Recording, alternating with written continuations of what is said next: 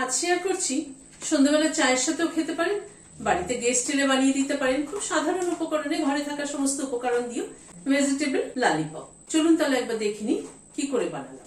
Veg lollipop বানানোর জন্য কিছু সবজি নিয়েছি। এখানে খানিকটা কড়াইশুঁটি নিয়েছি, এটা ফ্রোজেন কড়াইশুঁটি। লাল ক্যাপসিকাম নিয়েছি খানিকটা গ্রিন ক্যাপসিকাম, গাজরকে গ্রেট করে নিয়েছি।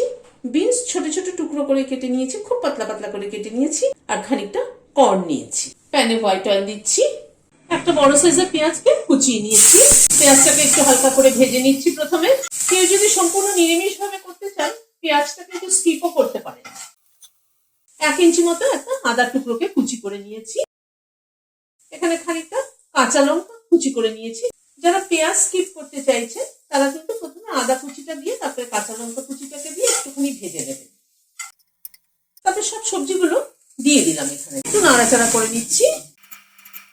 নুন দিয়ে দিলাম, হলুদ দিয়ে দিলাম, ধনের গুঁড়ো দিয়ে দিলাম 1 চামচ। একটু কষিয়ে নিচ্ছি।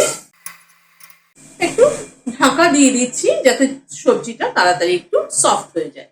মিনিট 3-4 মতো ঢাকা ছিল, ঢাকাটা খুলছি। সবজিটাকে একটুখানি ভেঙে দিচ্ছি। 2টো আলু সেদ্ধ করে নিয়েছি, সেটাকে গ্রেট করে দিয়ে দিচ্ছি। আলুটাকে মিশিয়ে নিচ্ছি। মিনিট 2 সময় ধরে একটু কষিয়ে নিলাম। 1/2 চামচ চিনি দিয়ে দিলাম। 1/2 চামচেরও কম রোস্টেড জিরের গুঁড়ো দিলাম। আমচুর পাউডার দিলাম 1/2 চামচ। মিশিয়ে নিচ্ছি। আমচুর পাউডারটা, চিনিটা সবকিছু দেওয়াতে কিন্তু বেশ একটু খাট্টা মিঠা টেস্ট হবে, খেতে কিন্তু দারুণ টেস্ট হয়।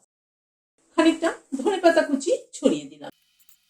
গ্যাসের ফ্লেমটাকে বন্ধ করে দিচ্ছি, দিয়ে এটাকে একটা প্লেটে তুলে নিচ্ছি। এখানে 2 চামচ ময়দা নিয়েছি, অল্প জল দিয়ে গুলে নিচ্ছি। আমার কাছে আজকে কর্নফ্লাওয়ার নেই, কর্নফ্লাওয়ার থাকলে 2 চামচ ময়দা 2 চামচ কর্নফ্লাওয়ার একসাথে গুলে নেবেন। ময়দাটাকে ভালো করে গুলে নিলাম। এবার এখান থেকে খানিকটা করে পোর্শন তুলে নিচ্ছি, গোল গোল করে তৈরি করে নিচ্ছি। এভাবে গোল গোল করে তৈরি করে ময়দার গোলার মধ্যে প্রথমে ডুবিয়ে নিচ্ছি।